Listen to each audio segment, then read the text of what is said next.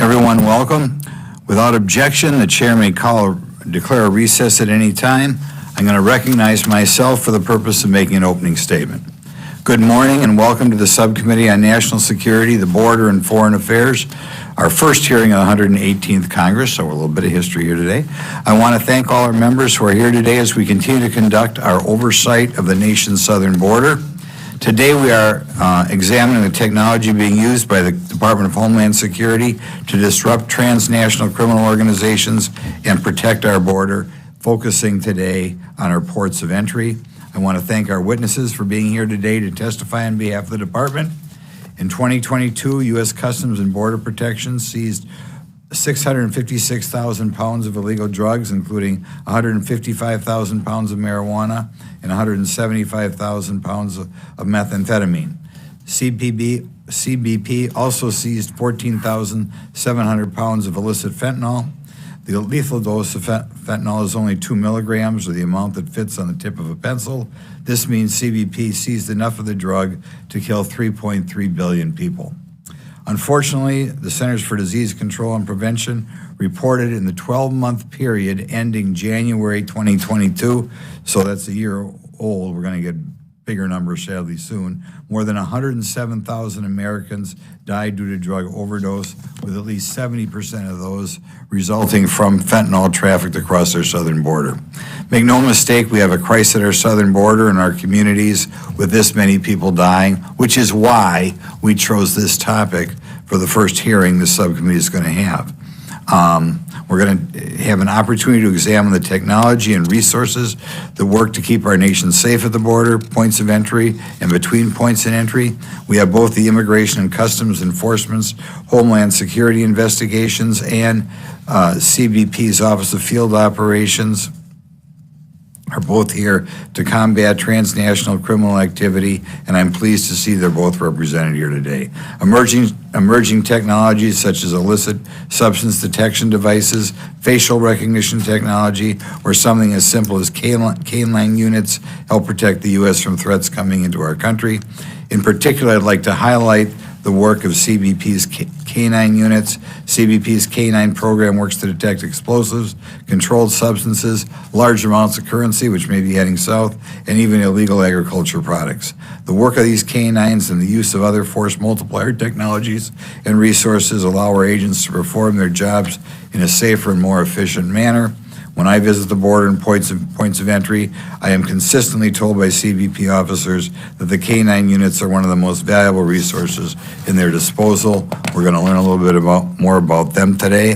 Finally, I'm interested in hearing more from the witnesses regarding about their experience utilizing force multiplier technology. There have been reports that some of these resources are not used effectively because of personnel issues. Identifying patterns in which resources are not used effectively or properly is also important for this subcommittee to examine as we work to identify policy gaps. 107,000 deaths is too much. I'm increasingly concerned regarding reports that as record-breaking numbers of migrants cross our border, CBP officers and Border Patrol agents are spending more time processing paperwork for release or parole than actually patrolling and protecting our borders. We must also keep in mind that any given technology is only effective as the manpower available to respond. A censor doesn't make an arrest or prosecute a case. It takes good quality law enforcement personnel. Today, I intend to explore these issues to examine where reforms can be tailored to provide the maximum return on investment. After this hearing, I hope we will be able to identify the most vital technologies and resources utilized at the border and at points of entry that allow border agents to be successful. I also hope we can examine the need for the efficient use of personnel and resources to protect our national security from those wishing to impose harm to our country.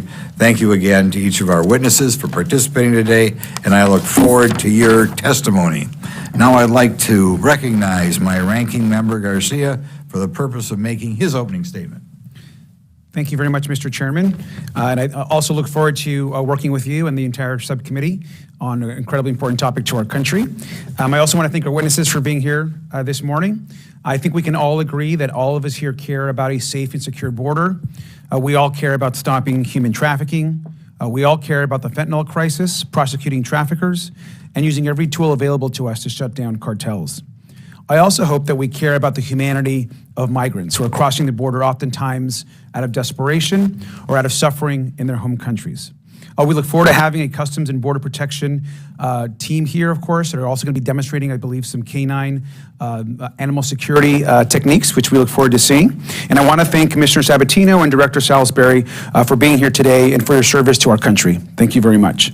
Now, in November of 2021, President Biden and congressional Democrats passed an infrastructure bill that I believe the support of only a few Republicans that included $430 million to expand Customs and Border Protection for facilities and to improve screening capabilities at our ports of entry. In the 2023 appropriations package, I believe also with the support of just some Republicans, Democrats also provided another $130 million to Customs and Borders Patrol to hire additional workers at our ports of entry and to invest in more innovative and efficient technologies to speed up our border entries. Now, I want to mention this because I think it's important to remind folks that we're all here committed to national security and, of course, to border security. I also hope that this hearing helps us better understand the technologies that we use to disrupt cartels, secure our ports, and facilitate commerce. We look forward to learning how Congress can help provide and deploy resources effectively to make our country safer, and of course is a goal that, of course, the Biden administration shares. I'm also particularly interested in this issue because I represent the Port of Long Beach and our seaports in California. The Port of Long Beach is the second largest container port in the United States. Combined with the Port of Los Angeles, our sister port, they earn $5 billion a year in custom revenues to aid in our economy across the country. Our ports also impact 2.6 million jobs throughout the U.S. and are linked directly to workforce development across the nation. And so this is a very important issue for us as well in California. We all know that ports are an important engine of commerce for this country. We oftentimes talk about what's happening at the southern border, but we also know that ports are an important part of the work that you all do, and so we thank you for that work. Now, it's the federal government's job to foster commerce and ensure that goods drive our national economy safely and quickly. Throughout our experience, particularly with the pandemic, we've seen how bottlenecks actually impact the economy very dramatically. So we want to strive between not only security, but also commerce, and how we find that balance is really important. It's really critical that we strive to screen all vehicles and cargo for dangerous drugs, contraband, and threats, and do so efficiently, and that includes our ports of entry, and that includes our ports across America. Now, we know that Mexico is our second largest trading partner with billions of dollars in goods and services, and hundreds of thousands of people that come into our country every single day between our two countries. One study found actually that a 10-minute reduction in wait times for each commercial vehicle at the border could generate hundreds of millions of dollars of additional revenue each year for the American economy, with benefits extending to non-border states as well. Now, I know some people like to fantasize about sealing the border or shutting down our asylum system or invading Mexico, as I believe our full committee chairman actually mentioned on Fox News last night. But we know that those are not reasonable, they're not feasible, and they're not smart. We should be making every effort to streamline our border crossing process. We should make it easier and safer for commerce and immigrants alike.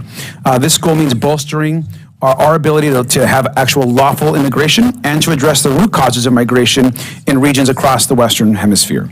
This hearing offers us an opportunity to understand how we can further the Biden administration's work to secure our border and disrupt cartels by using canines, technology, and other innovations at the greatest extent possible. Now, I'm an immigrant myself, and so I'm very honored to be on this subcommittee. Look forward to talking about the immigrant experience as we move forward throughout the next few months and the years ahead. And I also think we should make one thing also very clear. There are problems that we have today are not solved just by border security or a wall. We have to have an orderly process, have legal pathways to citizenship, focus on technology, and certainly ensure that we have an immigration system that is fair and humane for all. We want to welcome hardworking immigrants into our communities. We want to ensure that folks pay taxes, work hard, and have actually a pathway to citizenship, one that we can all benefit from. We've always been a nation of immigrants. We cannot stop people from wanting to come here to build better lives for themselves and their future. I look forward to a productive opportunity to engage with our witnesses today. I want to thank you again for your service and for being here. And Mr. Chairman, I yield back. Thank you. First of all, I'm pleased to introduce our two witnesses here today, who have a combined 47 plus years in federal law enforcement. Anthony Salisbury began his federal law enforcement career as a Deputy United States Marshal and later joined the former United States Customs Service in 2001. He currently serves as the Acting Deputy Executive Associate Director for Homeland Security Investigations and has extensive experience countering transnational criminal organizations. And Diane Sabatino began her federal law enforcement career in 1998 as an immigration inspector. In July of 2020, she was appointed to be the Deputy Assistant Commissioner of Office Field Operations for the U.S. Customs and Border Protection. And as Deputy Assistant Commissioner, she oversees over 25,000 CBT officers at 330 U.S. points of entry. Now, pursuant to Committee Rule 9A, the witnesses will please stand and raise their right hands. Do you solemnly swear or affirm that the testimony you're about to give is the truth, the whole truth, and nothing but the truth? So help you God. Let the record show that the witnesses all answered in the affirmative. We appreciate you being here today. Let me remind the witnesses that we have read your written statements and will appear in full in the hearing record. Please limit your oral arguments to 5 minutes.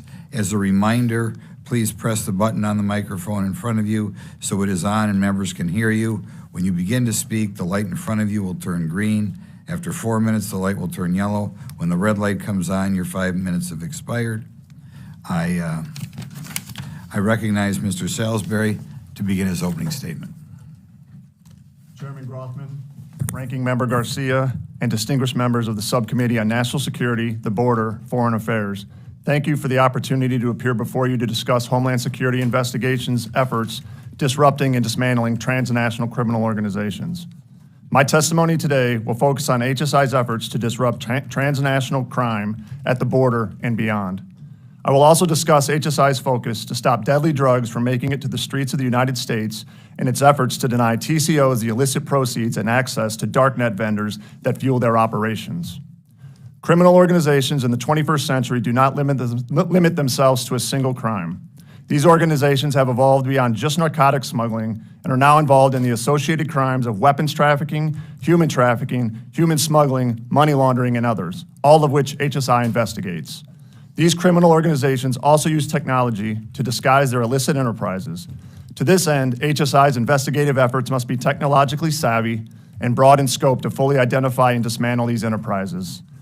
HSI combats TCOs by using its unique and broad investigative authorities to enforce over 400 federal laws to investigate a myriad of crimes and target TCOs from multiple investigative angles. This includes attacking TCOs' abilities to procure U.S. origin firearms and the illicit proceeds that motivate their crimes. Simply put, HSI attacks the entire illicit network. HSI is the premier law enforcement agency best positioned to attack the cartels and TCOs at each phase of the supply chain to exact maximum damage and have cascading effects against illicit networks. HSI's international presence is a key facet of its approach to counter transnational organized crime. The largest international investigative presence of all DHS components, HSI comprises hundreds of HSI special agents strategically assigned to 93 offices in 56 countries. These efforts enable HSI and its partners to prevent dangerous narcotics and other illicit goods from reaching our borders and stop illicit southbound flows of illegally derived currency and weapons. The effectiveness of our international counter-narcotics efforts is greatly enhanced by HSI's Transnational Criminal Investigative Unit, or TCIU program. TCIUs are composed of vetted foreign law enforcement officials and prosecutors who lead some of HSI's most significant extraterritorial investigations and prosecutions targeting TCOs. HSI established 12 TCIUs around the world, including in Mexico, made up of officers and prosecutors from Mexico's Attorney General's office. Mexican cartels operate on an industrial scale when procuring precursor chemicals from abroad used in the production of fentanyl and other drugs. One way HSI is attacking the illicit narcotic supply chain is through Operation Hydra.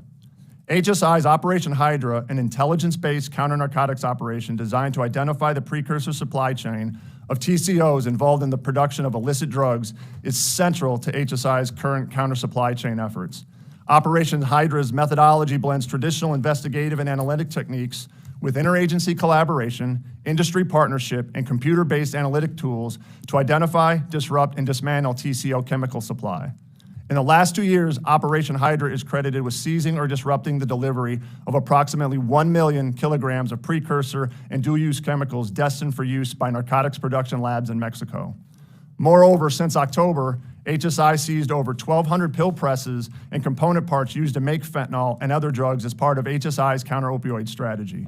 The interdiction of these shipments plays a key role in disrupting the TCO's ability to produce a finished product before it even gets to our borders. Domestically, HSI's Border Enforcement Security Task Forces, or BESTs, represent one of the agency's premier tools for turning border seizures into TCO toppling investigations.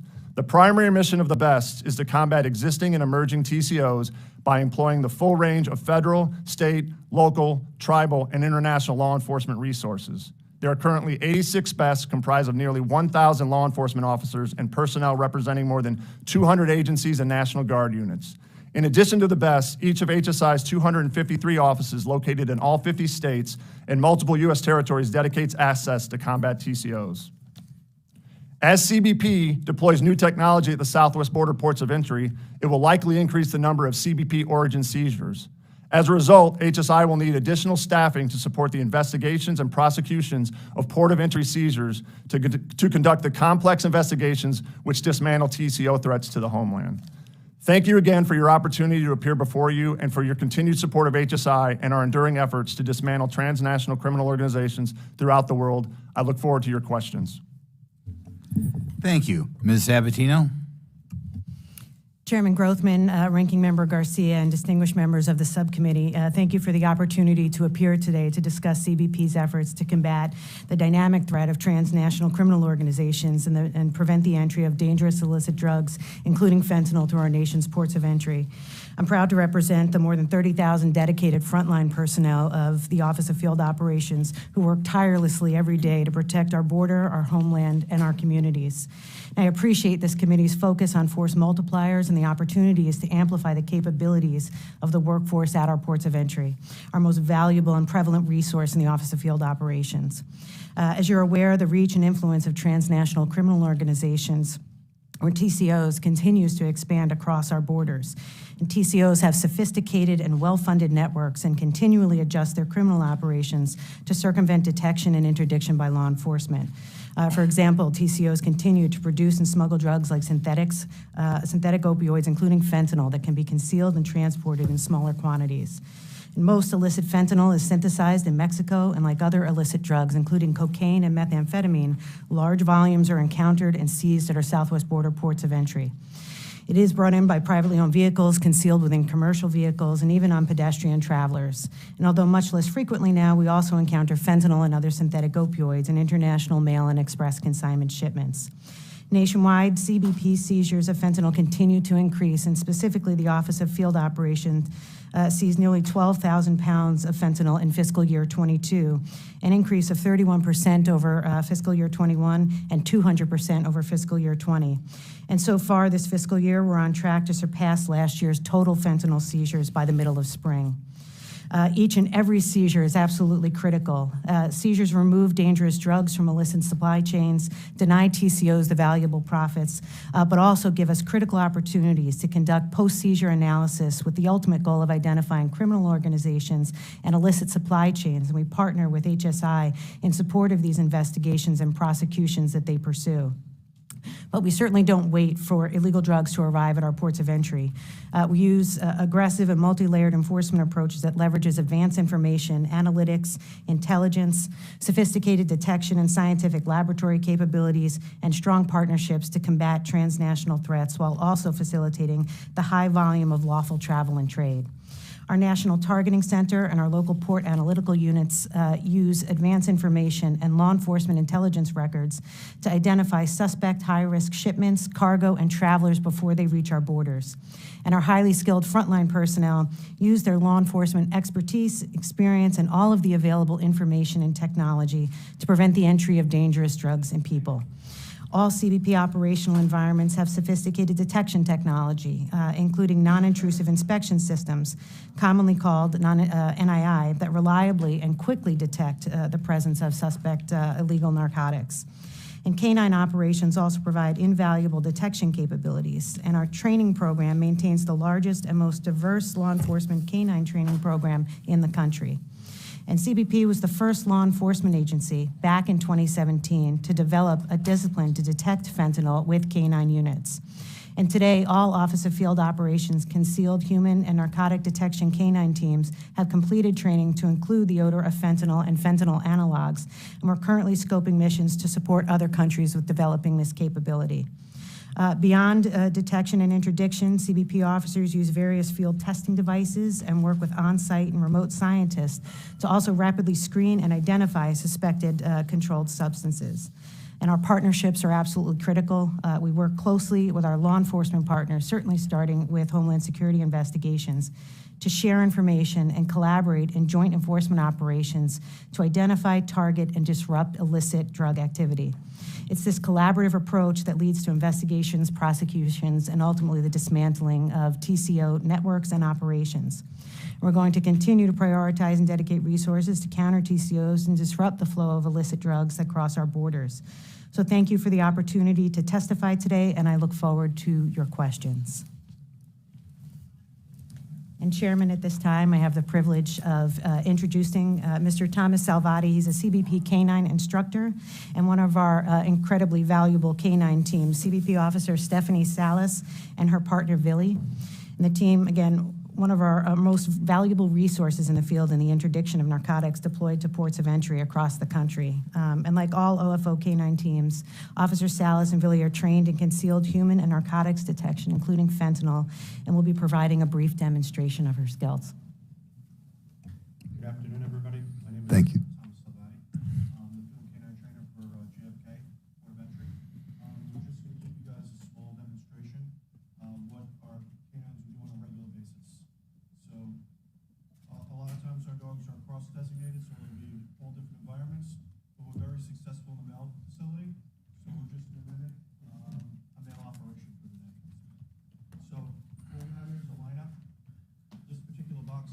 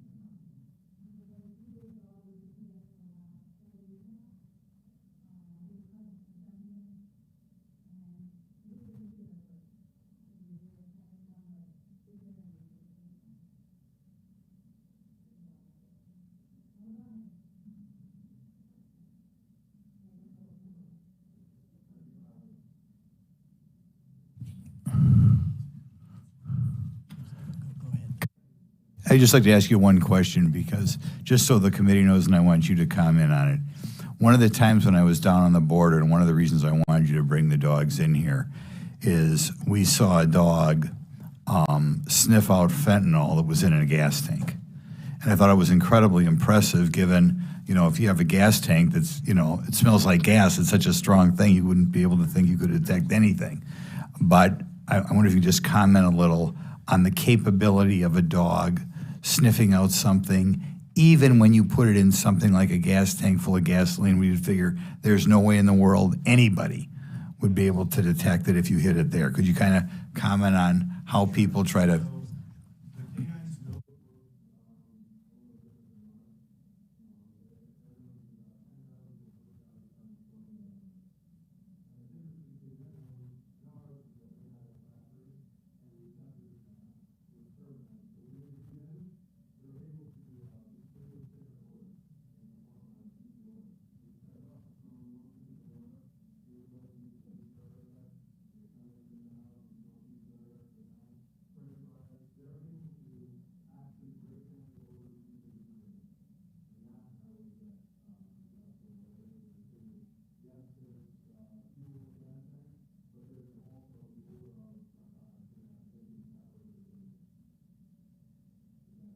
Okay, thank you very much. I appreciate you guys stopping in, and very impressive.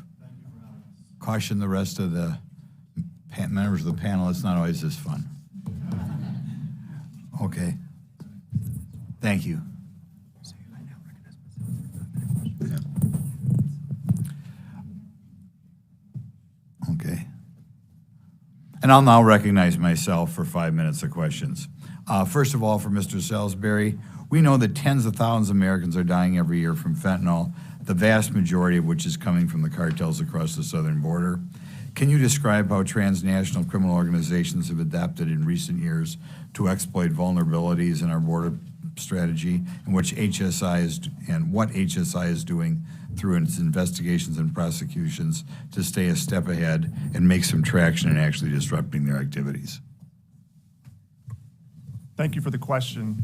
So when we talk about transnational criminal organizations, they constantly evolve. They constantly try to exploit the vulnerabilities they identify. And so HSI is, as the second largest federal law enforcement agency in the United States government, charged with addressing the TCO threat coming across our border. Obviously, we try to develop the partnerships. A couple of things that we do. First of all, as we try to push these crimes further away from the U.S. border, we try to develop relationships downrange with foreign governments. As we do that, we try to develop the TCIUs. Our HSI's ultimate goal is to push these crimes further and further away from the U.S. border and our communities. So that requires the robust relationships overseas, working with the State Department and the host nations that I described in my opening statement. Additionally, we look to identify the money flows and the gaps that the cartels utilize to come across the border. So we use that ability from our legacy customs days and treasury and our legacy immigration days to identify how these cartels will attack the vulnerabilities that they identify. Money, certainly as you see cartels today, there's a shift towards cyber, there's a shift towards cryptocurrency. They're certainly trying to hide and invent new ways to smuggle goods into this country. Every day is different. Every day we identify new means and methods, and that's our job, to identify and dismantle these cartels through a plethora of means. We have task forces on the border, and we exercise all our authorities to attack the cartels at every angle, from money, merchandise, and people. Okay, thank you. Mrs. Sabatino, these questions for you. How are canine units integrated into overall security apparatus at points of entry, and what role do they play in the larger context of border security? Thank you for the question, Chairman. Our K-9 assets are one of a number of tools that we employ at our ports of entry to interdict narcotics, an absolutely critical tool. Certainly, in the deployment of that, we're looking at risk, associated with, data that we have, the number of seizures, and by environment too, where we're seeing the volume coming through. They're integrated in teams. They rove in pre-primary operations. They rove in our cargo operations, and again, work special operations with our CBP officers. Okay. For either one of you, How will a combination of enhancing technological resources and other force multipliers work to disrupt cross-border crime and start to get the crisis we see at our southern border, where the cartels are running rampant and bringing in deadly narcotics under control? Start. CBP is currently fostering a whole-of-government approach to combating the flow of fentanyl, and our efforts start certainly with our primary DHS partner, Homeland Security Investigations, but we're also working closely with DEA, the Department of Justice, DOD, the intelligence community, to name a few, to increase efforts to commercially disrupt the fentanyl supply chains themselves. I mentioned earlier leveraging through our National Targeting Center advanced information in our port analytical units and sharing and collaborating with our partners and making sure that we all have visibility on the information on the threat of the narcotics coming through. Sorry, sir. Oh, go ahead. Oh, okay. But we're also designating a single point of contact within the National Targeting Center to enable a holistic approach to planning to tackle the fentanyl threats, operationalizing all things fentanyl through one cell in our organization, and partnering also with the industry to ensure that they are aware of what the illicit supply chains are, how their supply chains, lawful supply chains, can be corrupted or compromised by transnational criminal organizations. And we're also aligning our expansion and enhancement of NII technology at our ports of entry, and certainly appreciate the investments that Congress has made in supporting our non-intrusive inspection technology program with significant deployments across the southwest border over the next 2.5 years. Okay. Could you give me exactly what your plans are? Are there plans to expand the K-9 units, and how many do you have now, and how many do you think you're going to wind up with, say, 2 years from now under current plan? Our last increase in K-9 teams was in 2019. We currently have 712 positions allocated, and that includes 59 supervisory level positions. Actively on board, we have 488 K-9 teams that are deployed to our ports of entry, and 114 expected to complete training and be deployed this year. And that will leave us with about 51 vacancies, and our goal is to fill those vacancies in the upcoming fiscal year and to complete training by the end of this fiscal year, the beginning of the next fiscal year. Okay, I'll cut off my questions now at 5 minutes. I just do want to make one comment.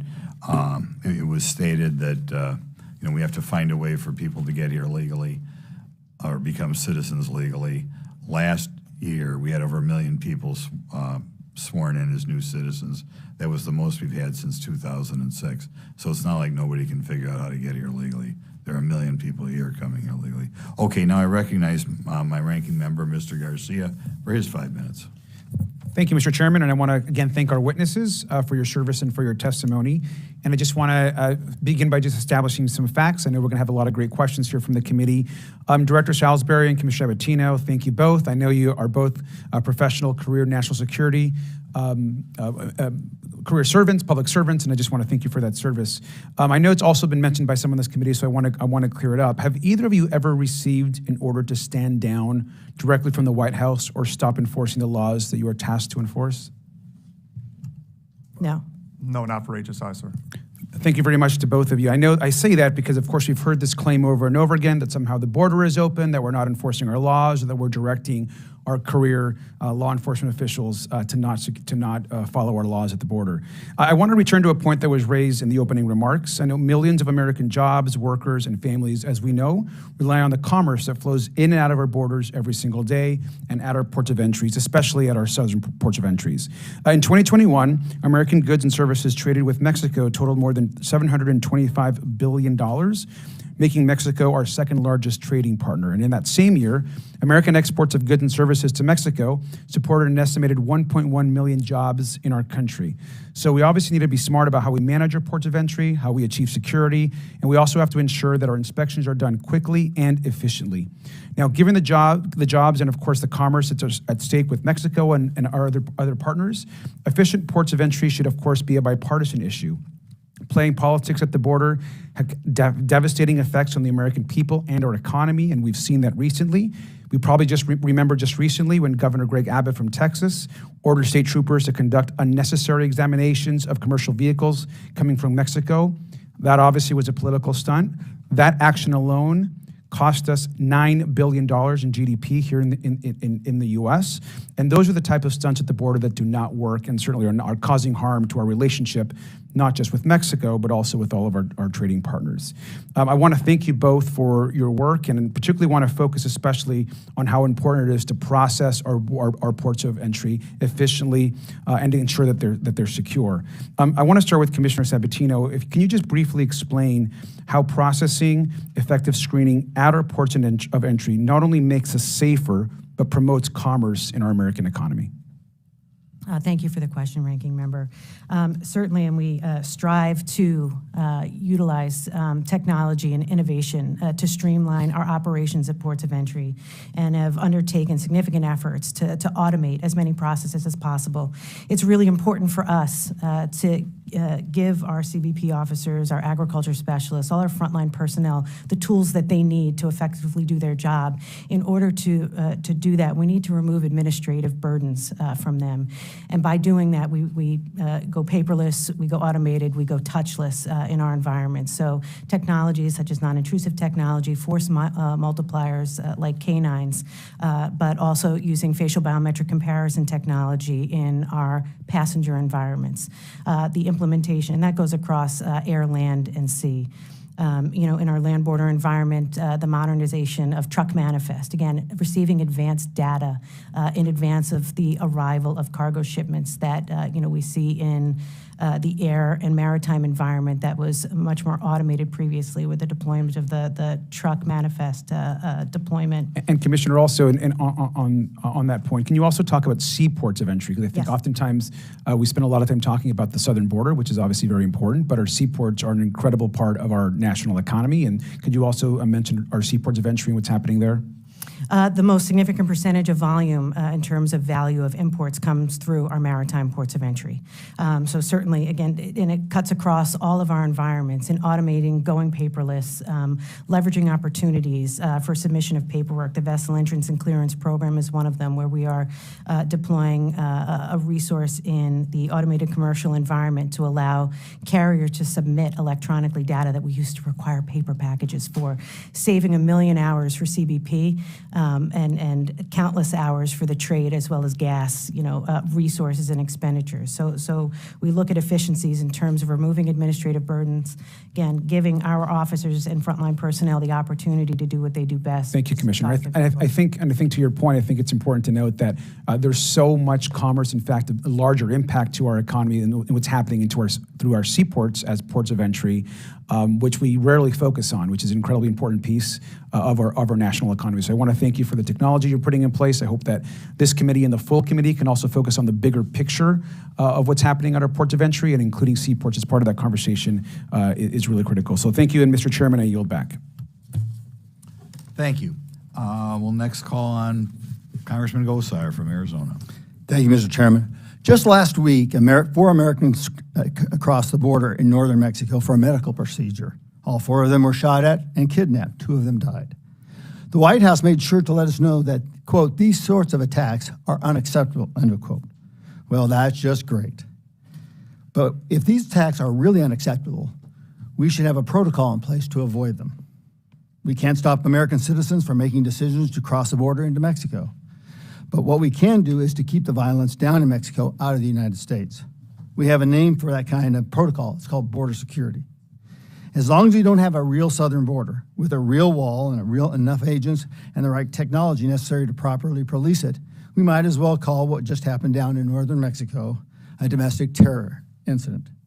Until America has real, distinct, and adequately defended borders that clearly signal to both citizens and foreigners where our nation ends and the unrestricted cartel-dominated war zone begins, Mexico cartel's problem is our cartel problem. And every drop of American blood, every sex trafficking victim, every fentanyl overdose is on the Biden administration's hands until they get serious about border security, close the gaps, and use every available means to protect Americans from the hell coming across our southern border.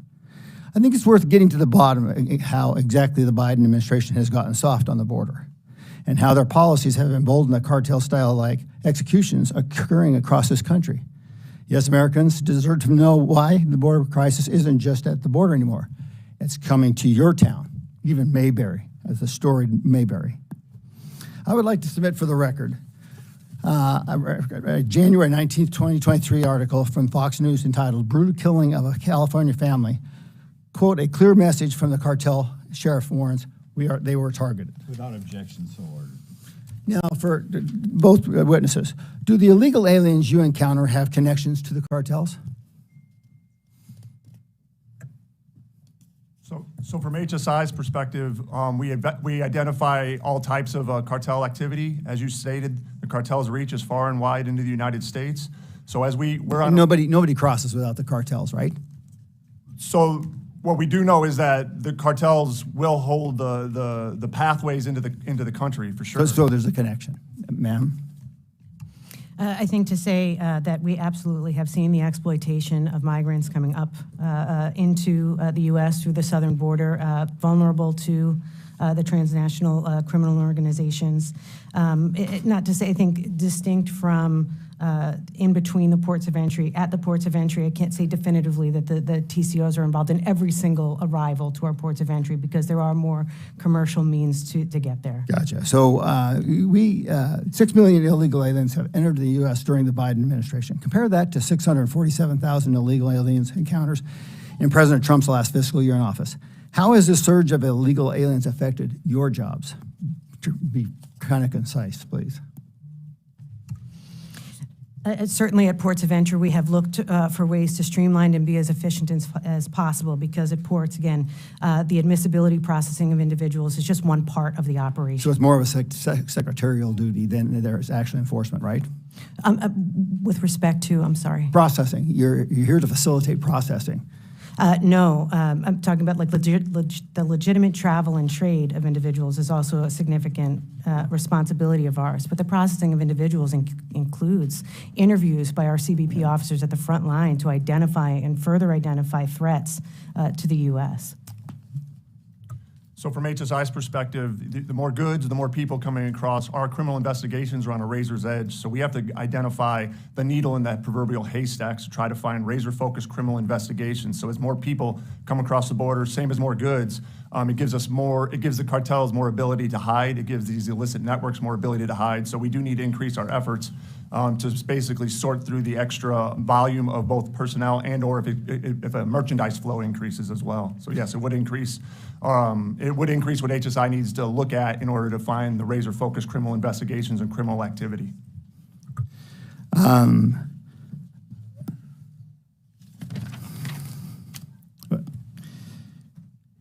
In FY 2022, CBP seized 656,000 pounds of illegal drugs to include 14,700 pounds of fentanyl, the majority by weight at ports of entry.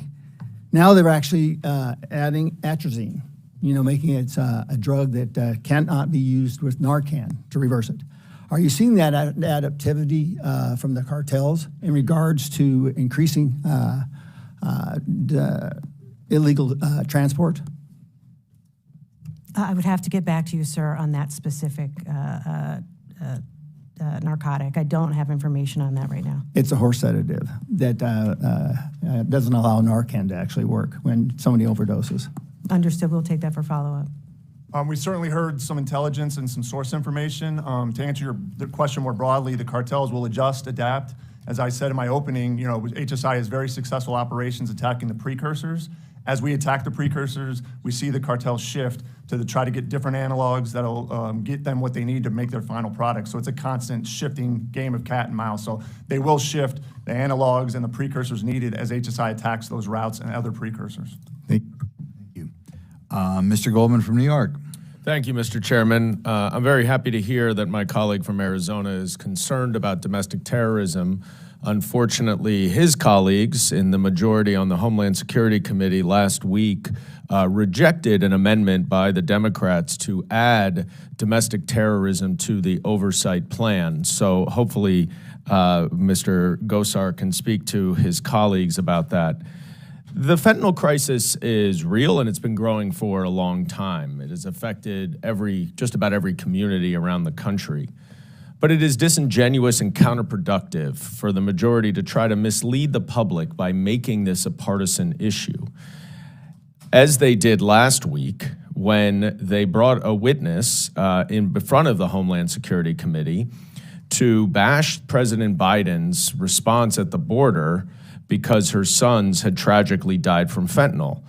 Unfortunately, for them and for her, the children were killed in July of 2020 during the Trump presidency.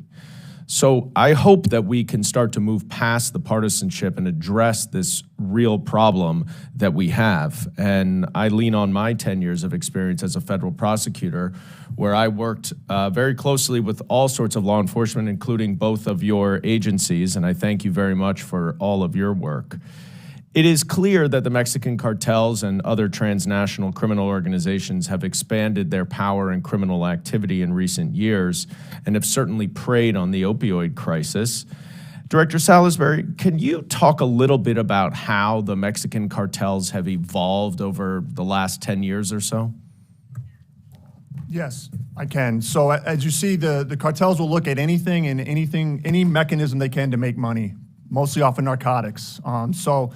We've actually seen this history lesson before when we see methamphetamine. Traditionally, when I first started law enforcement in the late 90s, methamphetamine was predominantly manufactured in the United States.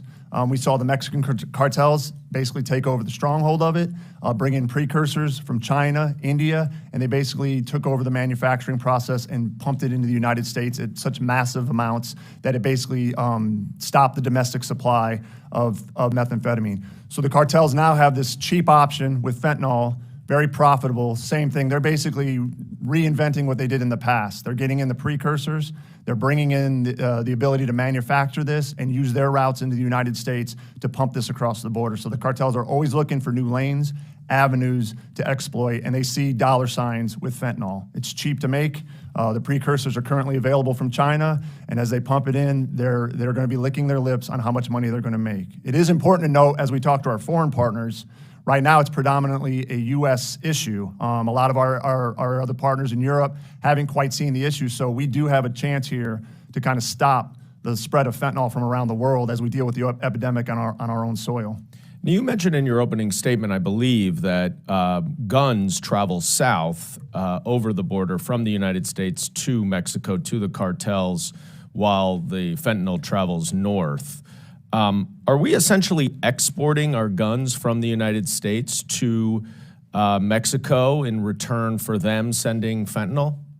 So what I can tell you in regards to weapons trafficking, it's a major priority for HSI. HSI does recognize that the United States is a source country for weapons, with criminal organizations sending weapons southbound, not only to Mexico, we see it going to the Caribbean, South America, and to Europe. So we certainly see the weapon flows getting into the hands of the criminals. It's a major priority for HSI to stop this illicit southbound flow of weapons, to getting in the hands to fuel the violence. Without the weapons, the cartels don't have as much teeth. They can't scare, they can't intimidate, they can't kill. So weapons are a key component of any criminal organization, and certainly weapons from the United States, which is a key priority for HSI and our partners at CBP to stop the illegal southbound flow of weapons. You had mentioned some of the international partners. I'm curious how you view the cooperation that you've gotten from the Mexican government over the past several years. So I was previously assigned to Mexico in 2010 to about 2012, 13, and also now. So again, through our international operations office, we do have foreign vetted units. The Mexicans have provided that through the embassy. We have cooperation. It ebbs and flows with higher level political issues that arise. But at our level, working relationship, we do share joint investigative binational investigations with our vetted unit with Mexico. And then my last question is, can you describe a little bit the additional capacity and authorities that you've received from the Biden administration to attack the cartels and fentanyl crisis over the past couple of years? So in order to attack the TCOs, we have most of the authorities we already need. HSI is a new agency under the Department of Homeland Security at 20 years old, but we come from customs, legacy customs. Our authorities are old.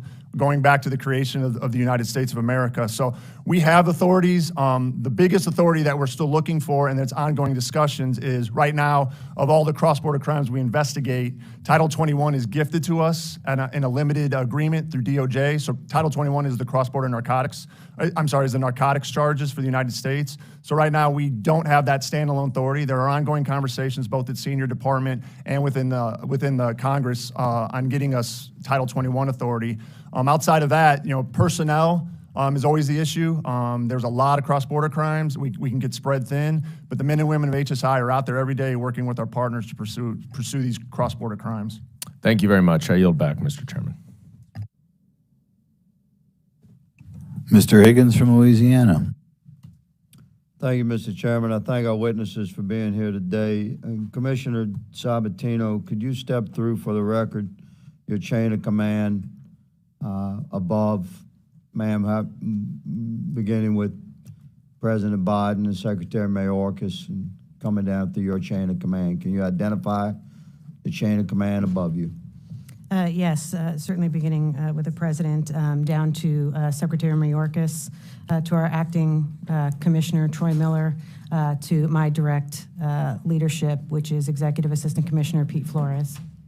So you are two positions in chain of command removed from Secretary Mayorkas? Just to clarify for the record, based on what you just said? At least two removed. And that essentially is our chain of command, yes. Is there more? No. So you have your two positions in the chain of command removed from Secretary Mayorkas. I'm just asking for clarification. Yes. Okay. Ma'am, thank you for your service. As a Thin Blue Line brother, I very much appreciate the work that you do to help secure our nation. Do you have, in the course of your command, you have ongoing conversations, communications, emails, maybe text messages with your chain of command up, obviously? I would say my primary communications with Executive Assistant Commissioner Flores. In occasion, I will be acting for him and engage with the acting commissioner. Okay. Thank you for that clarification. Do you have direct communications by telephone or email, text with Secretary Mayorkas? I don't recall having direct communication with him one-on-one. Certainly, I've participated in meetings where he's been present. When you say participate in meetings, would those be in person or virtual? I believe they've all been virtual. They've been virtual. Again, thank you for that clarification. So you do recall interactions with Secretary Mayorkas directly in virtual communications, and yourself and at your level of chain across DHS would be present? How many people would be on that commonly in a virtual communication where Secretary Mayorkas was leading the meeting? I think that could range from 5 to 6, 7 people to There you go. large groups. Just to give us a picture there. So you've had, during the course of your service, over the last couple of years, would you say a handful of direct communications with wherein Secretary Mayorkas was leading that meeting? At least a handful? At least a handful. And they were all virtual, ma'am? I believe so, yes. Okay. Thank you for that. That's interesting. Madam, regarding vessels and vehicles screened at the ports of entry, I've observed operations many, many times in my trips to the border, and I'm always impressed by the professionalism and the focus of the men and women. They're working long shifts. Many of them are working doubles. They're working 2 8-hour shifts. Is this common under your chain, that you have your men and women working 2 8-hour shifts? We actually have a pilot currently in place to limit only to volunteers to work 8-hour overtime shifts on top of their current tour of duty or assigned tour. A normal 8-hour shift. So you do have men and women under your command working 16 hours a day My understanding is they work 5 days, is that correct? Yes. And we do have, and that's where I think there's a discrepancy in that we do have alternate work schedules. Some normal tours of duty could be 10-hour shifts, they could be 12-hour shifts, but depending on what the work schedule is, and alternate days off. Thank you for that clarification. Regarding vehicles and vessels that are screened, just to clarify for the American people, it's my final question. A vehicle coming through a port of entry is screened with technology, and have electronic screening that we won't go into the details of, but is essentially viewed with technology by men and women under your command. That's the initial screening for a vehicle, is that correct? We currently scan in personal vehicles 1% to 2% coming across the southwest border. With the deployment of technology over the next 2.5 years, we expect to increase that to 40%. And of the vehicles and vessels that are screened with technology, some are pulled aside for secondary search by actual agents and usually dogs, correct? Yes, they could be referred for a variety of reasons. And is that, in that secondary search, is that where you make your drug seizures?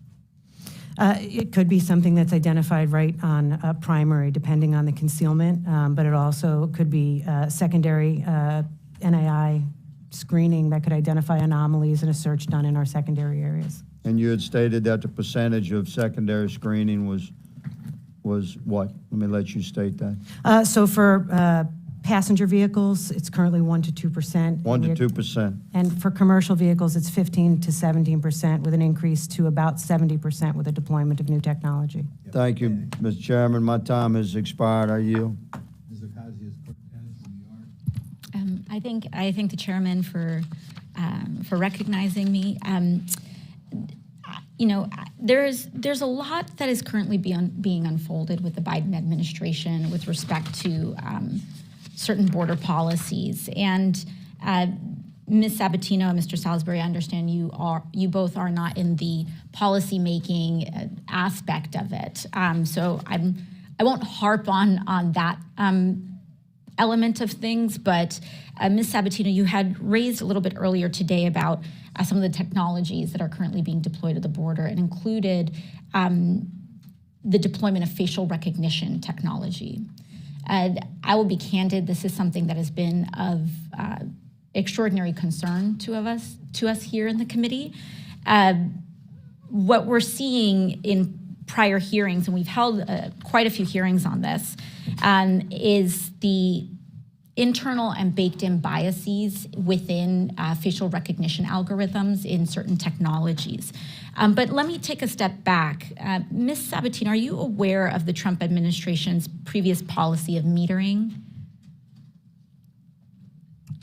We refer to queue management to ensure the manageable throughput of the flow of traffic at our ports of entry. Mm-hmm.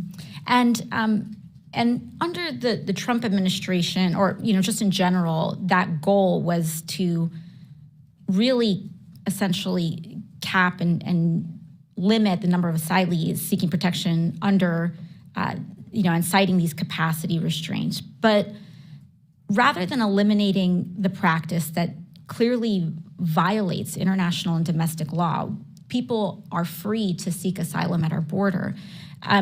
I'm very concerned that the Biden administration is moving this online with the CBP One app. Ms. Sabatino, migrants and asylum seekers at the border have to use the app to request asylum, correct? We do see migrants that haven't necessarily used the app that we will process at ports of entry. But what the CBP One application does, it puts it in the hands, removing intermediaries and potentially limiting exploitation by TCOs to the migrants themselves, but allows for the efficient and effective processing by CBP officers. Thank you. Ms. Sabatino, and I want to cite a little bit about some of the previous work the committee has done and introduce witness testimony from the ACLU during the May 22nd, 2019 oversight hearing titled Facial Recognition Technology, Its Impact on Our Civil Rights and Civil Liberties. And that articulates the dangers of the technology in government use. In this committee, we've gone through great lengths to prove that facial comparison and recognition technology is racially discriminatory. And we've done this on a bipartisan basis. We found in 2019 that Amazon's algorithms misidentified the gender of darker-skinned women in about 30% of their tests. Additionally, this technology, and I'd also like to submit to the record documentation from the Washington Post, that Amazon had met with ICE officials over its facial recognition systems that could identify immigrants. And what we saw therein was that that technology incorrectly matched the faces of 28 members of Congress with those of people who were arrested for crimes elsewhere in the United States. In the summer, the American Civil Liberties also conducted that study. And then on top of that, what we're starting to see now is early reporting from the CBP1 app that migrants from Africa and Haiti are reportedly demonstrating much more difficulty in using the facial recognition app deployed by CBP1. My concern is that while we already have quite a few folks using the CBP1 app, the administration seems to be signaling with its proposed rule change that they're going to try to make that the primary mode of this. And I'm very concerned about the implementation of that exacerbating through technology racial inequities that already exist in our system. Once the app is fully implemented, can asylum seekers who lack a smartphone or internet access and therefore cannot schedule an appointment through CBP1 be turned back when they present themselves at a point of entry should the proposed rule be enacted? I certainly would like the opportunity to give you a full comprehensive briefing on our biometric facial comparison technology, because it is the algorithm that we use that is distinguished from other algorithms that's high performing. And we have some very significant statistics and technical high match rates with respect to countries of citizenship. The issues with the CBP1 app that were noted based on the data and the analysis that we did, it was not the facial biometric comparison, it was the liveness detection that was determining, is this a real person? And that liveness detection issue, which has been resolved because now we've limited it to one individual per unit or group, family units, more specifically, but that certainly was, a capacity issue with the liveness detection versus, and that's where the data errors were coming from.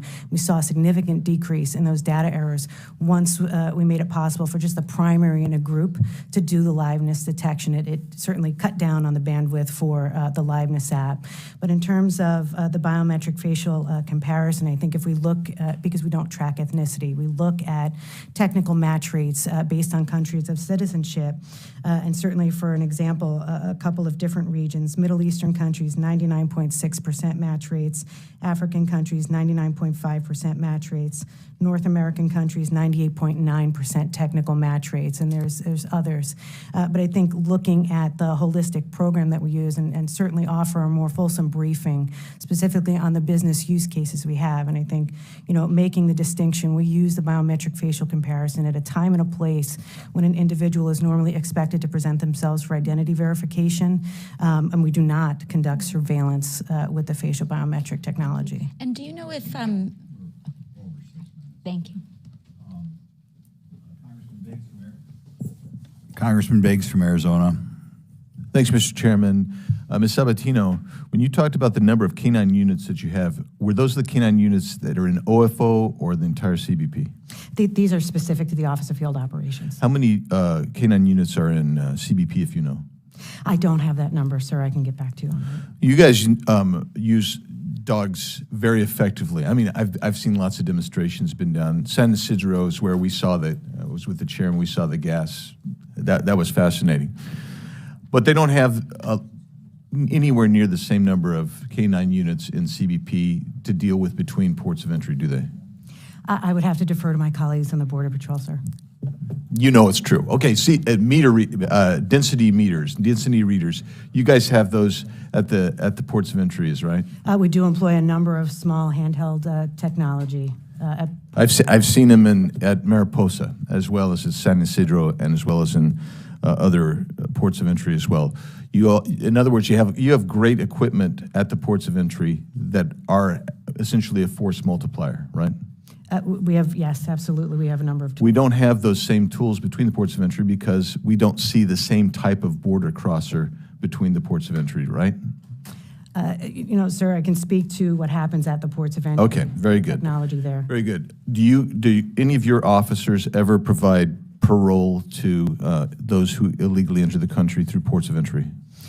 We have certainly 360,000 people got parole last year. How many came through ports of entry? I would have to get the breakdown of that number. I can share with you certainly the last 4 months of encounters. What is that? We had How many got parole? through our programs. I apologize, sir. But while you're looking, I'm going to go to Mr. Salisbury. Mr. Salisbury, HSI is embedded into ICE, correct? Yes, we're directed under ICE. Right. You guys don't remove individuals who have deportation orders, is that correct? That's not HSI's responsibility. That's correct. HSI is a criminal enforcement arm of the Right. So ICE, when the director of said and the president said we're going to have a 100-day moratorium on deportations, even though you had 1.2 million people who had due process and deportation orders, that would be a countermand to the law. But you guys didn't receive that because that's not what you do. Homeland Security Investigations is only focused on Yeah, criminal. you don't do that. So you didn't receive that order to violate the law. You didn't receive that, right? HSI solely proceeds with. So you didn't receive criminal- that order. Correct. There, it's that simple. Back to you, ma'am, Ms. Sabatino. Apologies, sir. So for the last 4 months in October, we saw 26,505, November 27,651, December 30,428, and January 28,150. So averaging between 26 and 30,000 roughly for the last 4 months.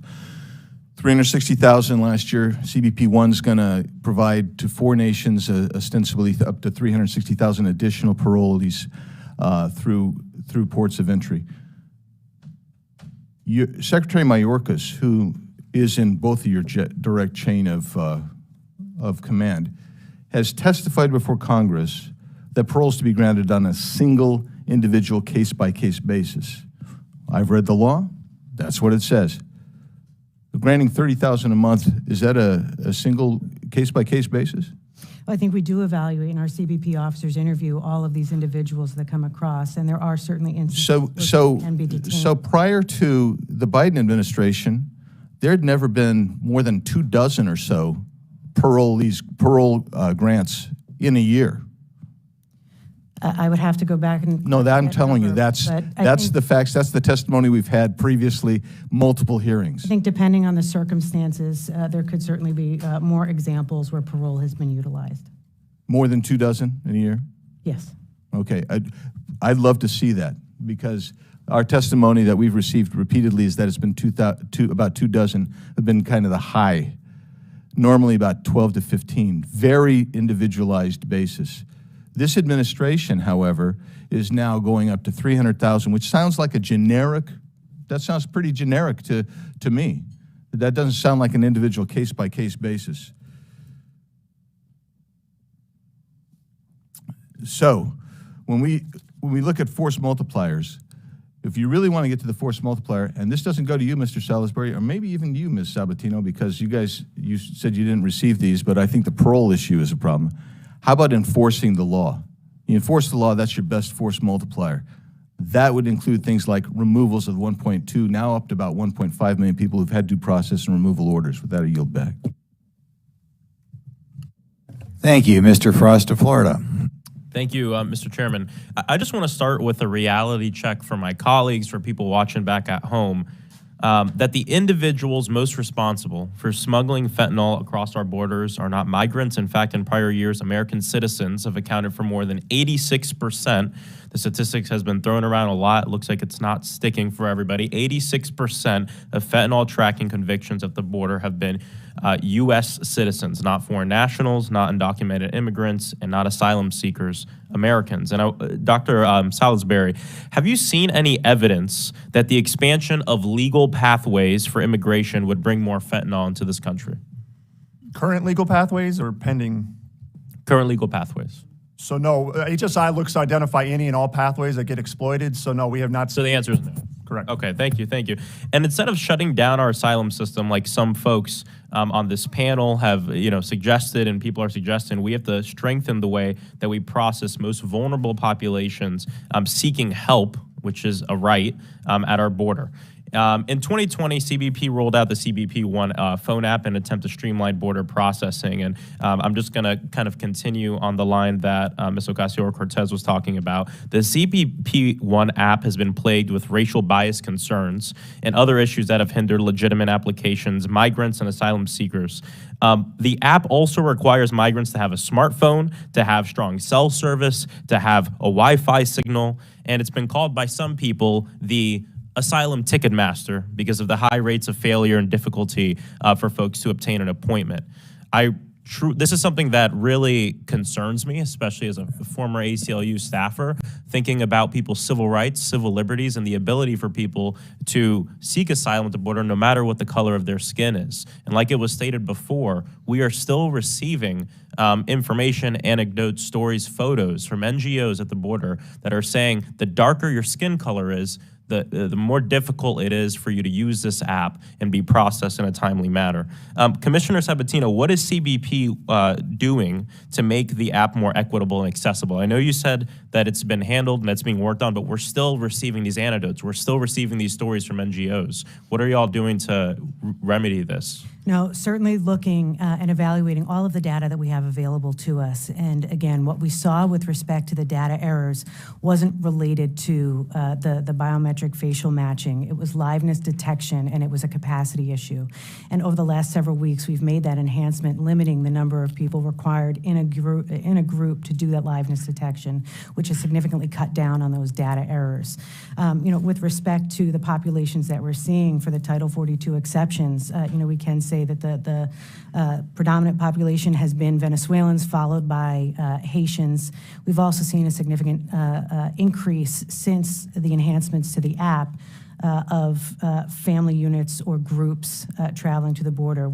I personally had the opportunity to speak to several NGOs in South Texas that were highlighting these challenges that were relayed to us. And again, we're continually evaluating the performance of the application. With Title 42 expiring in May, do you know whether CBP is exploring other technologies or process to streamline the border process? Because from what we've heard, it's moving towards everything being on the app.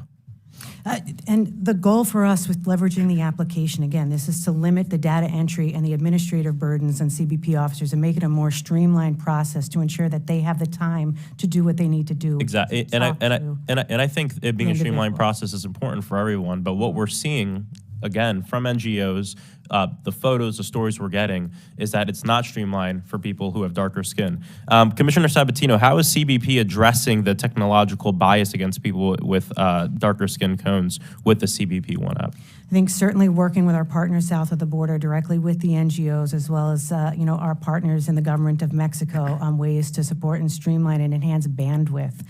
We do see that, not to say every single individual has a phone, but it is very prevalent that individuals have access to at least a smartphone that we have encountered, in the operations. Thank you. But the bandwidth issues do fall in Mexico, and we're working with them. Thank you, thank you. I'm also concerned about individual privacy as OFO implements the technology of facial recognition at airports, corporations, airlines having access to the databases. And what we're seeing is that they're not necessarily complying with restrictions on retaining on the retention of that of this facial recognition information for commercial use. Commissioner Sabatino, what steps has CBP taken to ensure that its external parties do not exploit and misuse traveler photos and information? We have published a number of privacy impact assessments. We're trying to be as transparent as possible as to what is done with the data, how is it used, how is it transferred, how is it stored, and those are publicly available on the DHS website. But also as part of a GAO recommendation going back several years, we do conduct audits. But our partners don't have access to our database, our airline partners. They simply take a photo, it goes behind the CBP firewall and is matched to a photo that's in a pre-existing gallery based on the advanced passenger information that we have. And that photo is templatized. It can't be reverse engineered or exploited.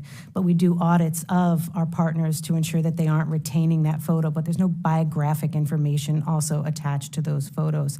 And certainly offer, again, a more fulsome briefing on the biometric comparison Thank you. program. I yield back. Thank you. Pat Fallon from Texas. Thank you, Mr. Chairman, and congratulations. I just, quick.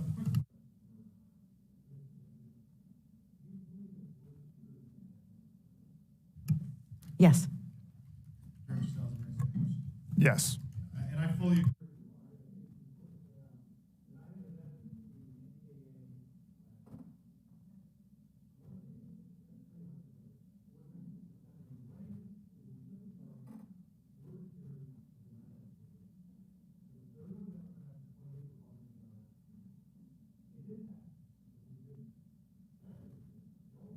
Thank you. It only passed 33 to 26. 5 Democrats voted for it. All 28 Republicans voted for it. But 26 Democrats didn't agree with that statement, which is remarkable. That's why we took great care in crafting it to ensure that it was just pretty much that statement. And it's a simple one. And I'm glad that you both agree because I do as well. And is it also true, Commissioner Sabatino, that when migrants transit through Mexico, that the cartels like to charge, I don't know, for lack of a better term, maybe a transit fee? They're charging these migrants. We have absolutely seen instances where the migrants are being targeted by criminal organizations or moved by criminal organizations and exploited for money. And it's a pretty good sum of money, too. It's into the low thousands. The costs range, but we have seen substantial sums. And before this administration, had we ever had a month where we saw more than 200,000 encounters with migrants at the border? I don't have the information to validate that, sir. And fortunately, we did look it up, and it had never happened before. And yet, we had 10 months in a row under this administration where we had 200,000 illegal border crossings or greater, which leads me to believe that if you have that many, the more folks that are crossing the border illegally and the cartels are charging them a tax or a fee, that's making the cartel stronger than it ever been. Because from what we've ascertained, it's about 20, hard to say exactly, but their narcotics trafficking alone is about 25 billion a year that what the cartels are making, and an additional 12 billion now with all the illegal migrant taxes that they're hacking on, which is making them stronger, which is making, unfortunately, Mexico a de facto narco state.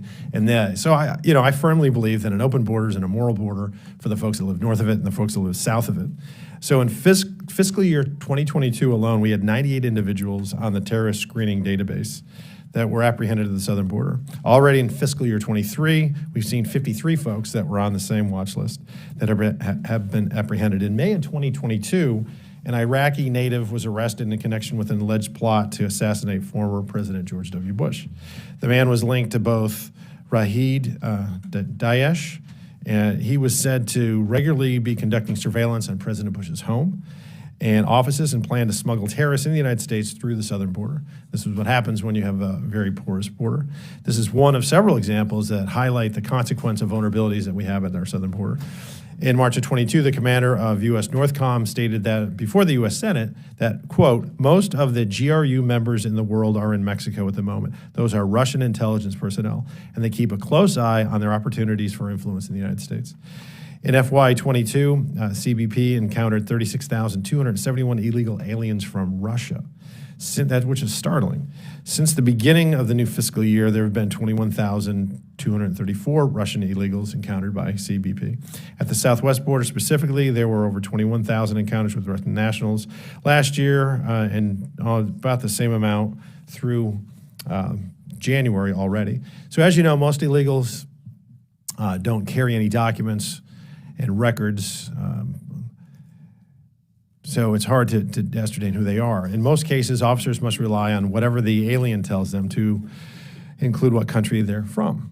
Finding cracks in that story would require a good interview, which takes time and resources. So for Commissioner Sabatino and Director Salisbury, if a person that has never been in the United States is arrested while entering illegally, what's the likelihood that the records check our officers run will reveal the person's real identity and provide any criminal background from the other nations? Certainly at ports of entry, employing all the tools that we have. Our records checks, our system verifications are one tool that we use. The highly trained CBP officers, skilled in interview techniques for individuals who are referred to secondary who don't present documents. But there's a variety of different types of documents that people potentially have in their possession that are identity documents but aren't necessarily travel documents. But also for individuals, again, collaboration and information sharing with our foreign partners is also absolutely critical for us to further identify individuals that show up at our ports of entry. So it's a myriad of tools that we use, including our ability to look at technology that they have in media exploitation as well. Same thing, sir. With our investigations, we are aware and leading and working with the entire U.S. government on organizations that are and willingly trying to bring dangerous individuals into the United States. So our ability to identify them and who they are among the masses of migrants trying to get in is critically important to HSI.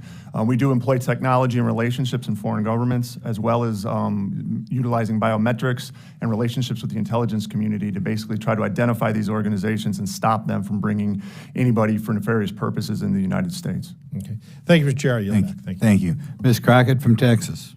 Thank you so much. I've just got a couple of questions. Number one, seemingly my colleagues from the other side of the aisle have decided that migrants are somehow synonymous with cartels and the drug trade. Is that something that you can agree with, that migrants are synonymous with the cartel and the drug trade? Each of you. I'll take it first. I think certainly migrants, the vast majority, are potentially vulnerable to exploitation by cartels. I would concur with that. The migrant community can be exploited by cartels and other nefarious actors. Correct. Thank you.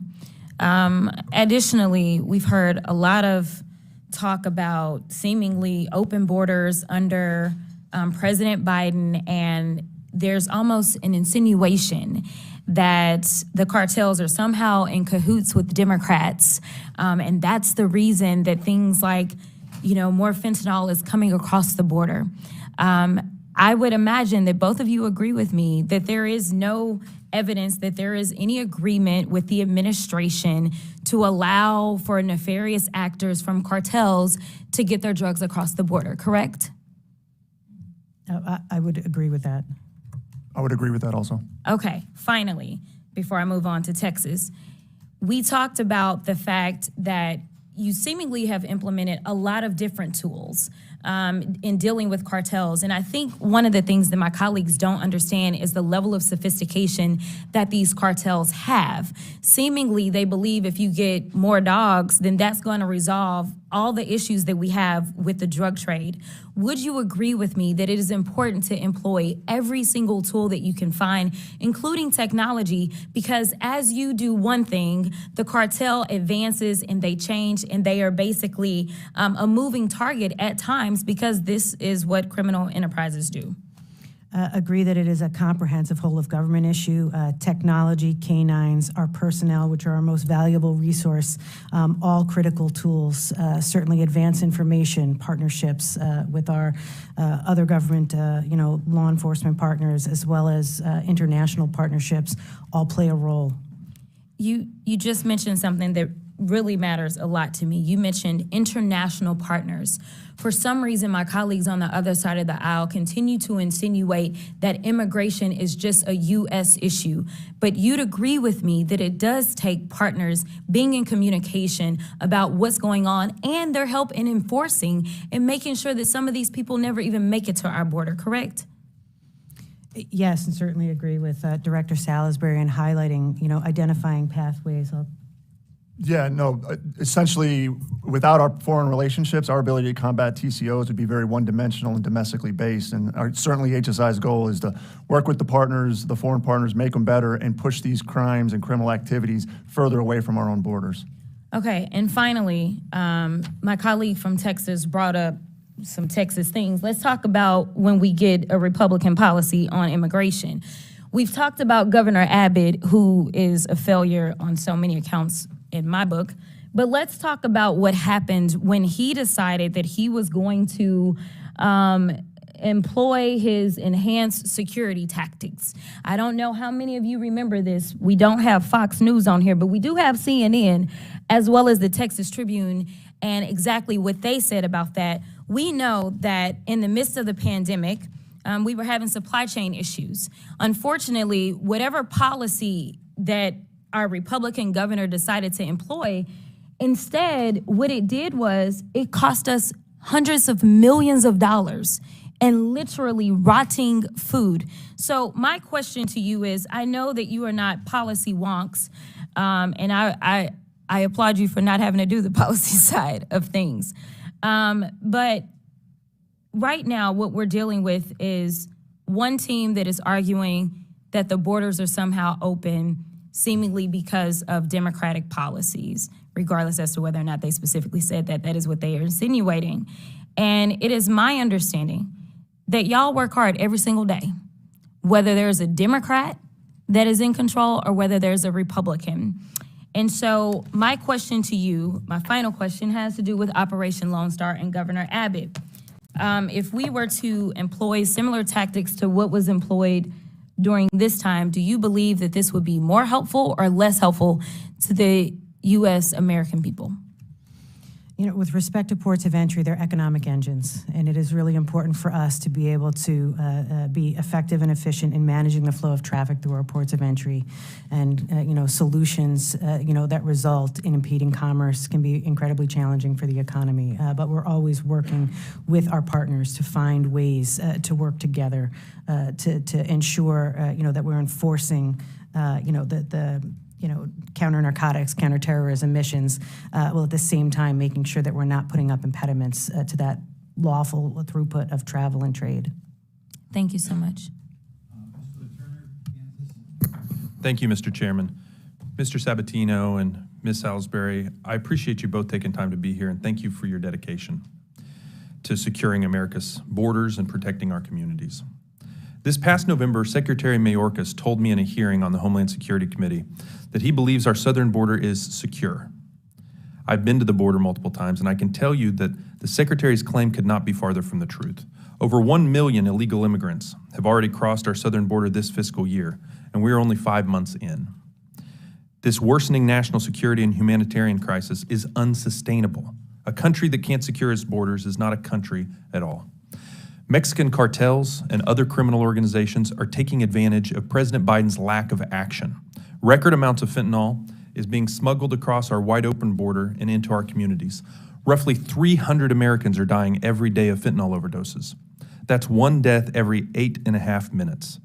This deadly drug is killing more young adults than car crashes and suicides. My home state continues to be impacted by the fentanyl epidemic. Over the past few years, Kansas has seen a 73% increase in fentanyl-related overdoses, one of the highest increases in America. Earlier this year in January, a 15-year-old freshman at Lansing High School named Nicholas Cruz Burris acquired what he thought was a Percocet pill from a drug dealer soliciting him over Snapchat. The next morning, his mother, Rhonda, went to wake him for school, only to find him dead in his bed. This is a picture of Nicholas, 15 years old, and this is happening to young people all across this country.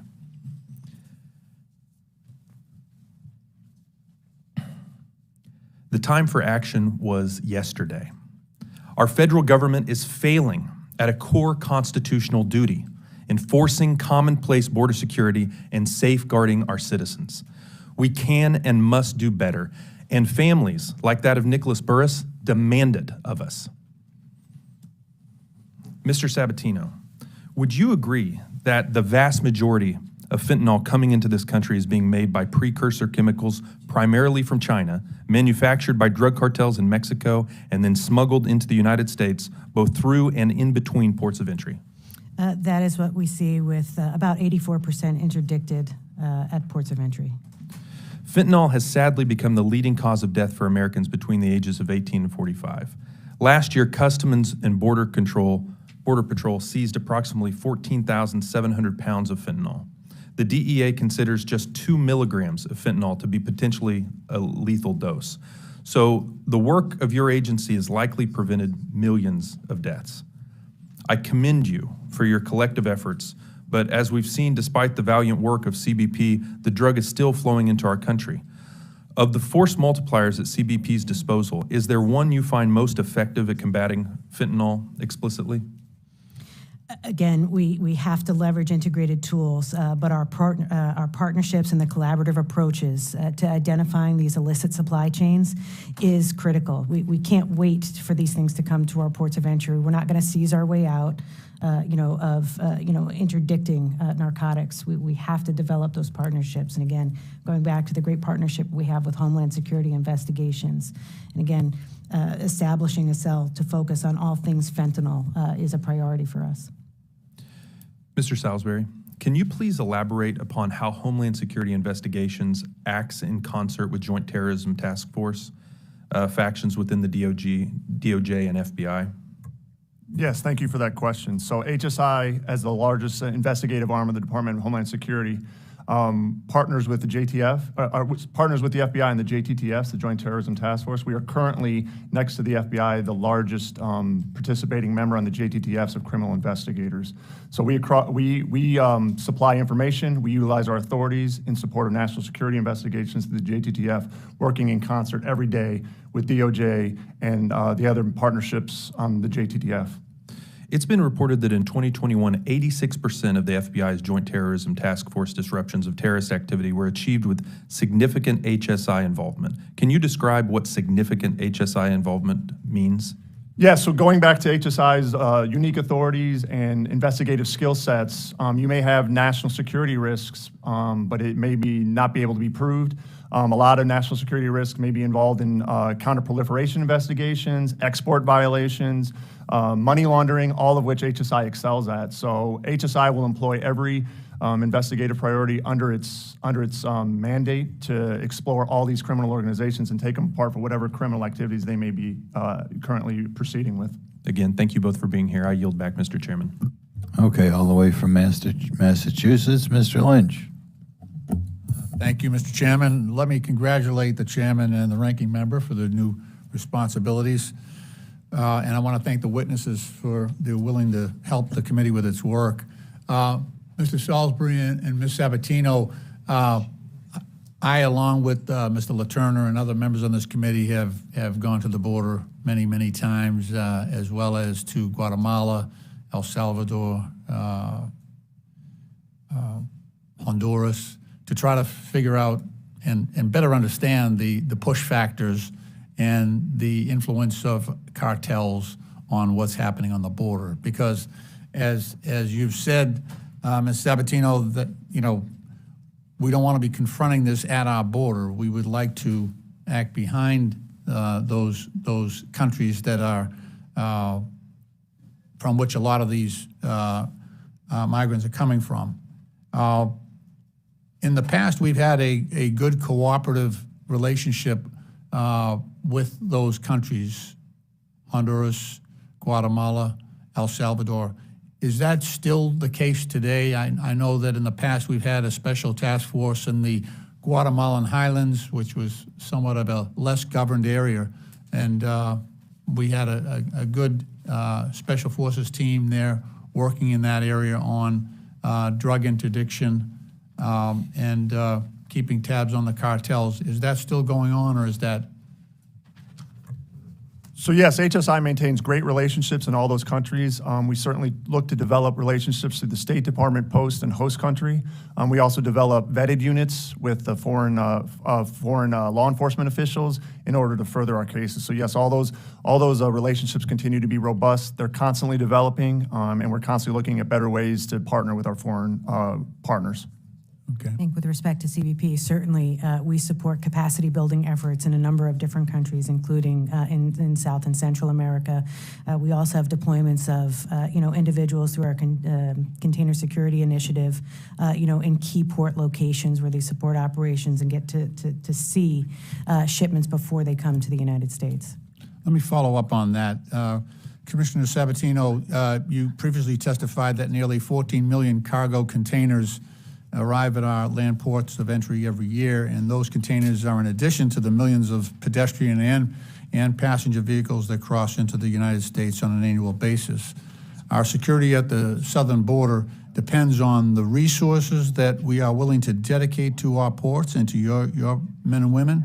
To this end, I in the past have supported the omnibus appropriations bill that was enacted under the previous administration, providing $6.4 billion for Customs and Border Patrol security operations. That was a 24% increase of from the previous year. So given the millions of inspections that CBP generally conducts, it is critical that they optimize their resources to both facilitate commerce and bolster border security. Commissioner, how would additional funding for technology investments that have been raised earlier in the hearing increase the number of vehicles that CBP's Office of Field Operations can scan for drugs or other contraband? Thank you for the question. Certainly our non-intrusive inspection technology. In 2019, we received $564 million, for technology to deploy to the southwest border to increase scan rates. As I mentioned, POVs from 1 to 2% to about 40%, and commercial vehicles from about 15 to 17% to about 70%. Additional investments in NII, certainly and we greatly appreciate what was given to us in fiscal year 23, $177 million for ONS, $15 million, just over $15 million for outbound, $10 million for the development of artificial intelligence and machine learning, which is also going to be critical as those scan rates and the number of scans that we do goes up. We're going to need, we're not going to be able to staff that with officers. We wouldn't have a footprint to get everyone in the room to look at those and adjudicate those scans. So that's going to be critical work for us over the next year. And we did receive about $45 million for deployment, civil works, the installation of that technology over the upcoming fiscal year, and another $18 million for the technology that's going into the Gordie Howe Bridge on the northern border. Okay. My time has just about expired. Thank you both for your good work. Thank you for your willingness to come before the committee and help us with our work. Thank you. I yield back. Thank you. Ms. Mace from South Carolina. Thank you, Mr. Chairman, and I want to thank you both for being with us today. And I know you're getting a lot of different questions from a lot of different angles, and I appreciate the time and effort you've done to prepare for this hearing today. You have one of the most important jobs in the country, both from a national security standpoint and the integrity of our immigration system.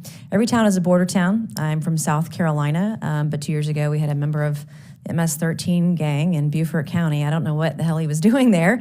We've had fentanyl overdoses. We've had law enforcement, get exposed to that and be hospitalized. And we've seen what the millions of illegals and the cartels have done coming across our country and how it has affected every community across the nation. I am interested to hear from both of you today on some of the tech things that have been mentioned, technology.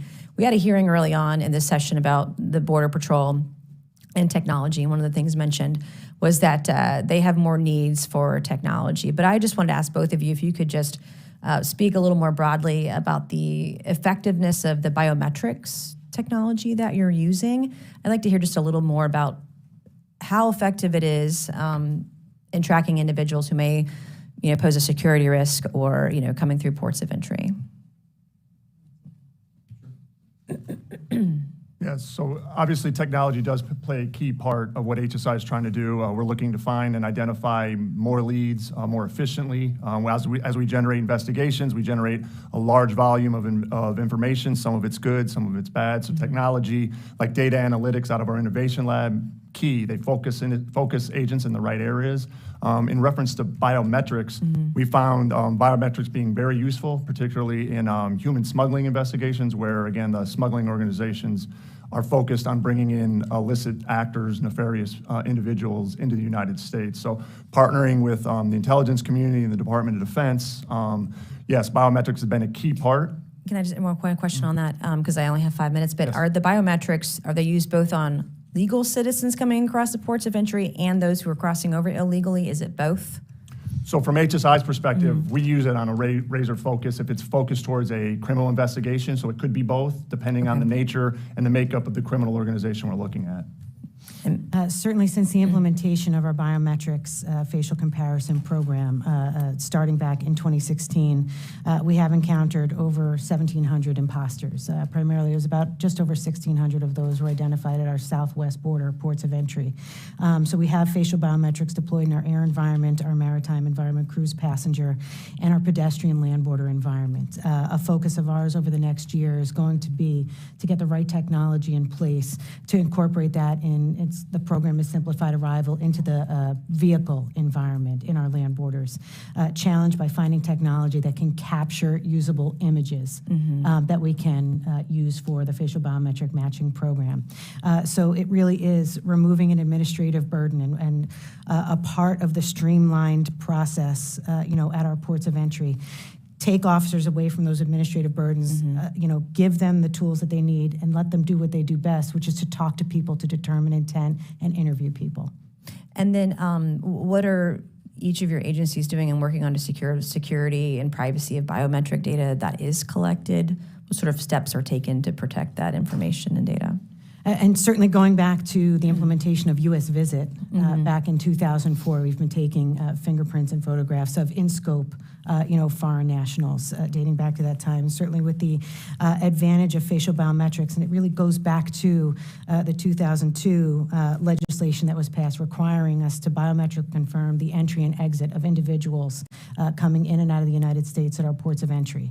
It has been a long endeavor in that we received that mission in 2013, testing multiple modalities, iris, fingerprints, and photos. And we landed with photos because everyone knows how to take a picture. Everyone knows how to take a selfie. It's not intimidating, and it's the most streamlined process for us to do without creating major disruptions in the infrastructure investments for outbound air passenger. I've got 30 seconds left, and either of you can answer this speed round, but what's next? What do you need from Congress to do more, better, faster, more efficiently? I think certainly the opportunity to brief on the full biometrics program, the technology, the continued support that we have for the non-intrusive inspection technology, also looking to make investments in intelligence resources for intel research specialists who can operationalize information, put the jigsaw puzzle of intel together to provide to our analytical units at our ports to target more effectively. Certainly, as we increase our investigative capabilities and our technology capabilities, it's going to require more agents to back that up. So technology is great. It allows agents to be focused, but as we need that, we do need to follow up with that in order to make criminal investigations. So technology will never replace the men and women actually pursuing what the technology uncovers. So we will inevitably need more agents on the field working these investigations. Thank you, Mr. Chairman, and I yield back. Thank you. Mr. Sessions from Texas. Mr. Chairman, thank you very much, and my thanks to both of you for your service not only to the country, but your continued diligence to making sure that the American people have soundness in those that represent us in key decision-making roles. I think you knew before you came up here that we have two sides of the story that will be told up here, and there's certainly a feeling that Republicans accuse Democrats of being soft on immigration and soft on criminals. I'm one of those that makes that conversation because I believe that what is happening at our border, what is happening in our cities, what is happening across this country supports that viewpoint. We have people arrested all over the country, thousands of pieces of fentanyl and other lethal items, and the person, when arrested, gets out without bail. They just release them. We are concerned about this. I'd like for you to be able to leave here today knowing that there are people who want and expect you to do your job, to capture these people, to keep them away from America, to send them back, to use the necessary resources that would include identifications and other markers, pictures that would be necessary to protecting us. We need this, and I recognize the Democratic Party, including our president, are completely against the tools that are necessary to protecting our children. I'm getting ready to be a grandfather within the year. I'm worried about our children. I'm worried about our schools. I'm worried about the places of influence and these drug cartels that have a marketing force all across this country now. There are people that don't understand that there are people who get away. Those that got away many times have huge backpacks on them. I've been to Fort Huachuca. I've watched just east of there packs of people coming by. And it's a couple hours from real live people who are with the Border Patrol who would interdict those people, but they sooner or later caught them as they got closer to the highway.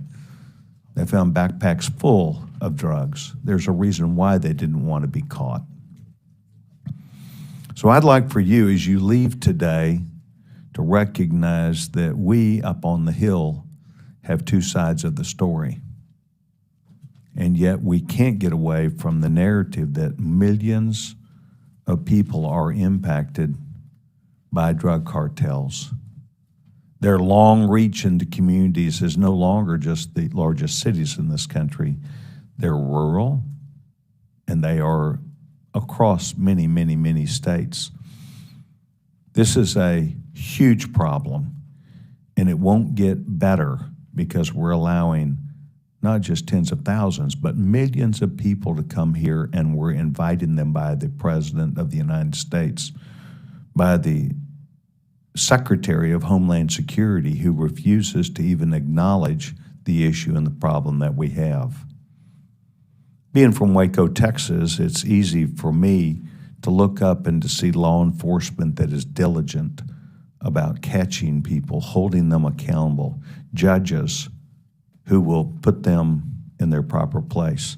I'd like for you to take in the some minute I've got left and talk to me about U.S. attorneys across the border and about your relationship to have put these criminals in jail and to detain them, either one of you.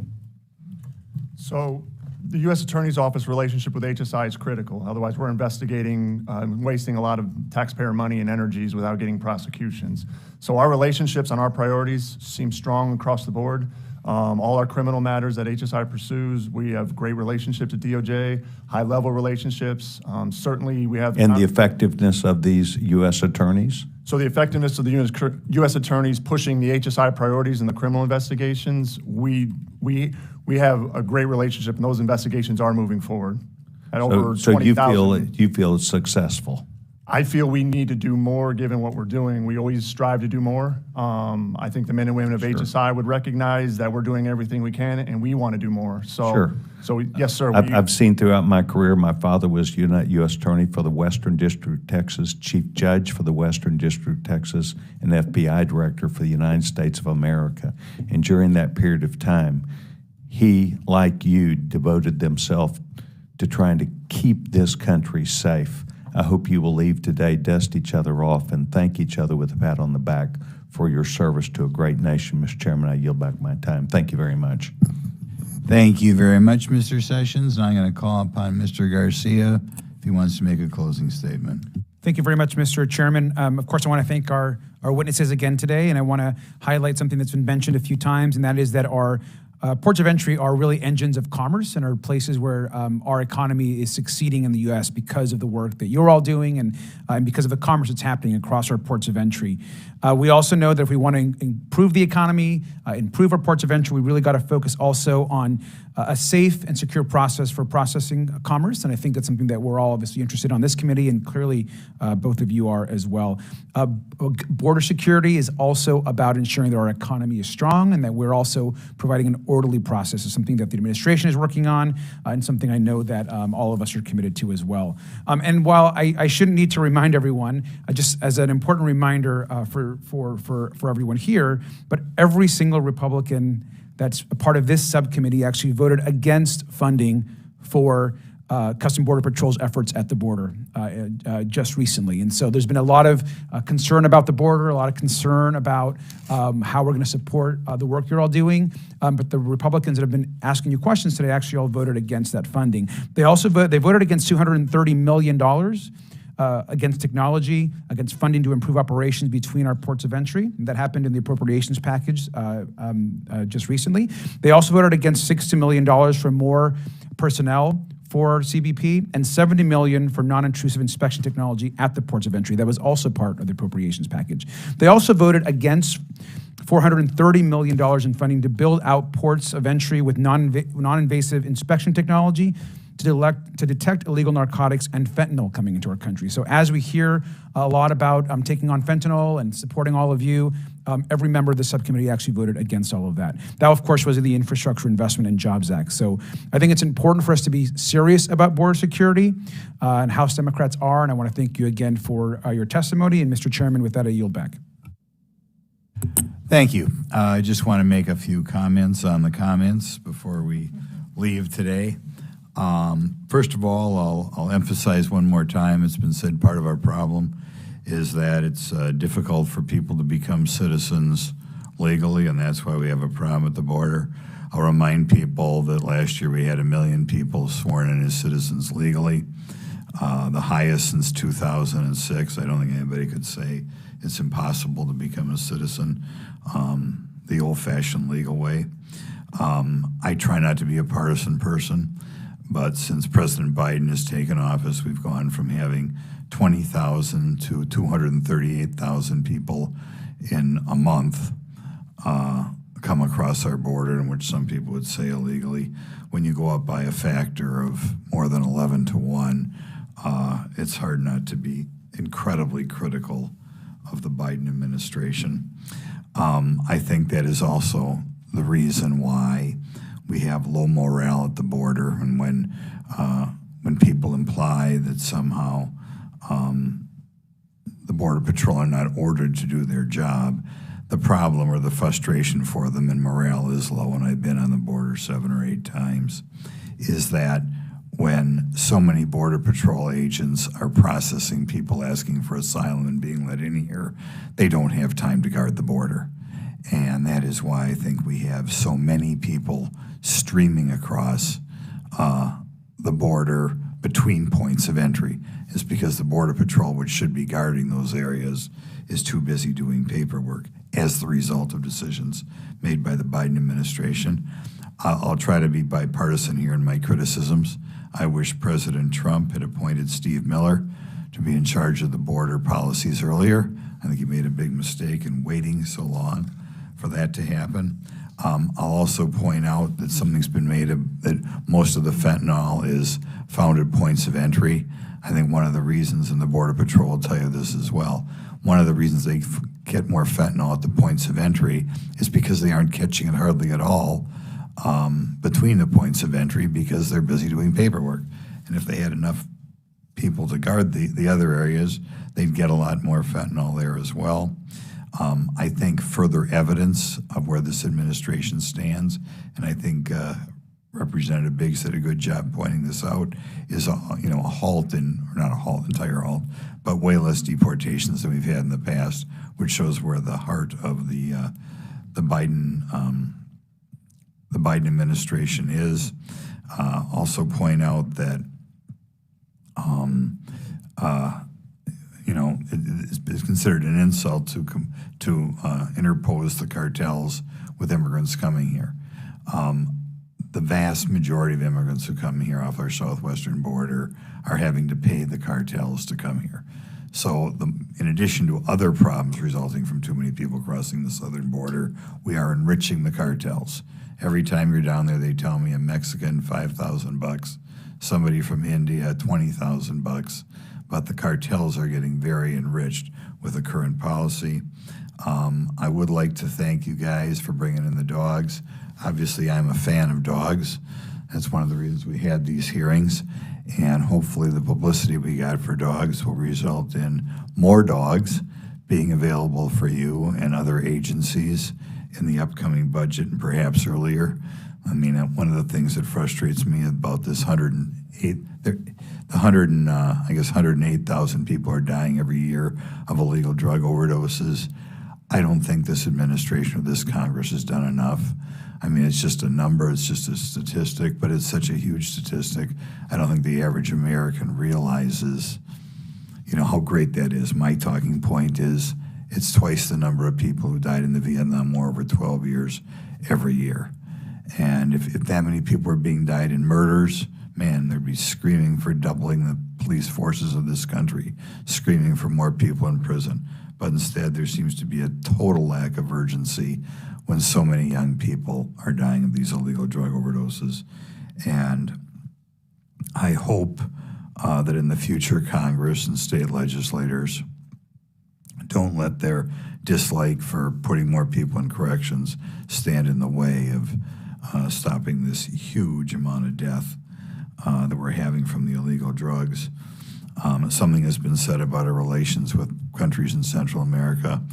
I think, well, first of all, if you go to the border, your Border Patrol will tell people that the people coming here are not necessarily coming here out of desperation. Whether they look at the fact they all seem to have cell phones, or the clothes they're wearing, or insofar as they find out what their occupations are, the Border Patrol will tell you this is not poor people coming here out of desperation. It's just that things are best in America. And I think the best thing we can do for other countries is educate them on freedom, value of the free market, and the prosperity does not come from a big government. And I think, unfortunately, too many other countries around the world haven't got the message. But in any event, thank you for being here. You did a wonderful job. We'll check you off at an A. And we're done. Thanks. Thanks, sir. Yep.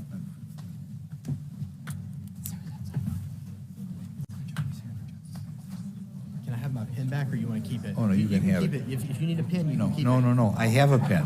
I don't know where it is. I'll look for it on the floor. I showed up here with a pen. No, that was good. You sit on. What color is it? Just a basic black big pen. I keep buying more all the time. Well, I think I see it. No, I don't. I don't see it. I was writing with it when I was here. Unless it's hidden under this stuff. No. Hey there. Well, Yeah, I don't see it. that's okay. About every. Okay.